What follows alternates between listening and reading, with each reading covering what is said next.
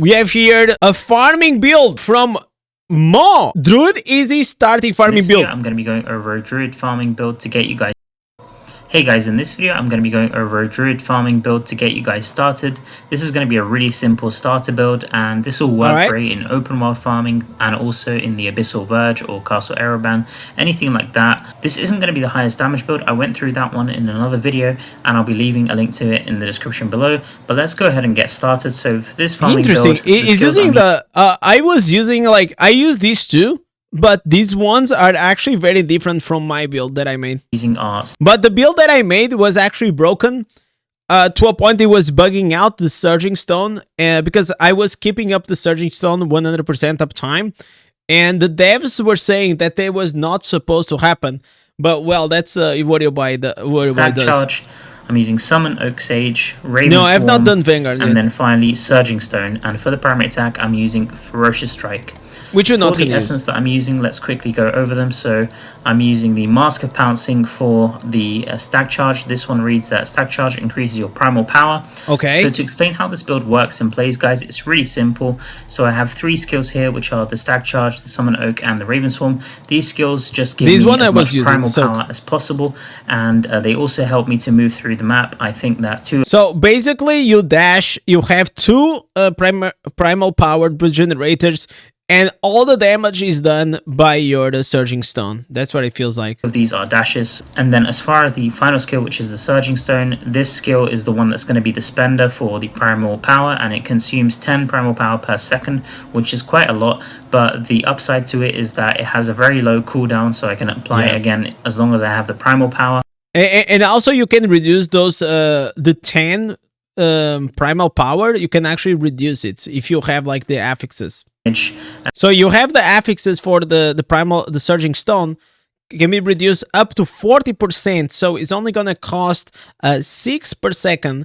And the other one you have for the Raven Swarm, that whenever you use your Raven Swarm, you're actually gonna additionally give you the primal power. So whenever you have both at 4 out of 4, he actually was giving me always 100% uptime on the Surging Stone.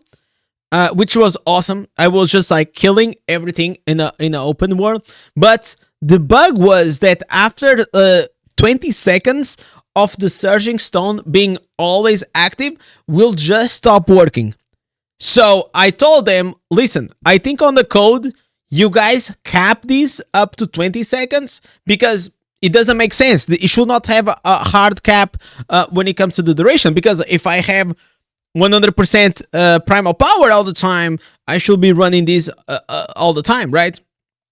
To enemies, and it just covers the whole screen, which is really, really good when you're farming. So that's kind of the core idea of the build, just so you guys understand. For the chest essence, this is kind of a dead slot. Guys, should I share my builds? Because I feel like both of my builds, the TPS one and also the farming ones, I reported some bugs on them because they were like functionally quite high, and I don't even know if they're gonna work whenever the live it will come.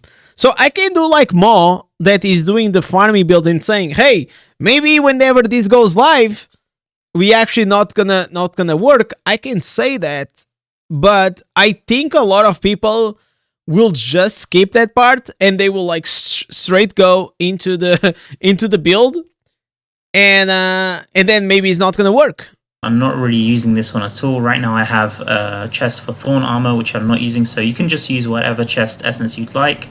For the shoulders, I'm using the Source Skull. So you're using a dead slot. One. It gives you 30% movement speed when you cast your Raven Swarm. So unfortunately, the Druid doesn't have any skill that caps out your movement speed, like say the Crusader Horse or something like that. But if you do have the clandestine items, and you also have like movement speed rolls, which I don't have unfortunately, besides on the gloves here. If you have like some nice movement speed rolls, then you can get your movement speed up pretty high 50% with this shoulder essence here. There are also some variations. You can go with like the werewolf transform, which has pretty high movement speed with a lunge, as I showed in my previous video. So there were. But the problem like with a werewolf, it was so weird to farm. It's like, because like whenever you're farming, you really just want to run and kill everything, and the werewolf at least on that character, it was not doing that. So this one is actually better. It's a better some version nice variations for that as well, but I kind of prefer this build here. This build was a little bit... So the way I saw was like the bear PvP, wolf dungeons and DPS, caster, support / farmer. Easier and more chill to play, but if you do like the werewolf transform, then that can also be very, very good. Moving on to the next essence, I'm using the Scorched Birth. So for Scorched Birth, this is also for Stag Charge, and it says that Stag Charge now leaps to a target, generating primal power based on the number of enemies hit. So this is really good because normally in farming there's a lot of enemies and you're going to be using AoE skills, so the more enemies you hit, the more primal power you can get. If we take a look at the skills you have 2 dashes. Really quickly here, it's giving you 5 primal power per enemy hit up to a maximum of 15. Pretty good, you also get 2 charges of it, so you're just gonna get as much primal power as possible to just have really high uptime of your Surging Stone. For the main hand essence, I'm using the 100 Wings Shade. This is one for the Raven Swarm. It says that Raven Swarm now dashes forward in a flock of ravens where you're untargetable. That is, and the thing is, like, he doesn't even have his slots awakened. If he had it, they are like, you can get like the cooldown of the Raven Swarm like 30% or 20% like lower. Really that really important. Good. The main thing is that the Raven Swarm is going to be like a dash that's really quick animation like this, which is really, really good. So that's what you want. And then so you can get to a point that you're almost like not always using the dash, but almost always using the dash. That's what I'm saying. And for the second main hand here, I'm using the Rattling Shell. This is also a dead slot, so it doesn't really matter what you use for the second main hand or the chest. So a build with 2 dead slots. You can just use whatever you like. And then for the offhand essence, I'm using Goring Brace. So this is going to give me primal power when. So this is also a dead slot because you're not going to use these. Strike, which is the primary attack. You're not going to have to use that much primary attack, but if you're lacking in damage, then this is really good for the offhand here. And this is a really good one. This is the one for Summon Oak Sage, and it says that Summon Oak Sage no longer passively summons and instead actively summons a ring of Oak Sages that automatically seek out and self-destruct, damaging all nearby enemies. So the main reason why I'm using this is, number one, it has 2 charges, so this is really, really good. But the other thing is that it does some good AoE damage for each charge, which means a total of 10 Oak Sages, and each Oak Sage gives me 2 primal power when it self-destructs, so this is really, really good. And just for casting the skill, you also get another 9 primal power. I think that this skill, all right, there, cool. With this give me a second. Let me just finish is this. One of the highest primal power that you can get off a skill. And the other good thing is that with the Stag Charge, like I said, you also get the 30% extra primal generation. So as long as you press Stag Charge first, this will give you a huge amount of primal power back. Like all of these I like this interaction. So you use the stagnant and then you use numbers will have 30% extra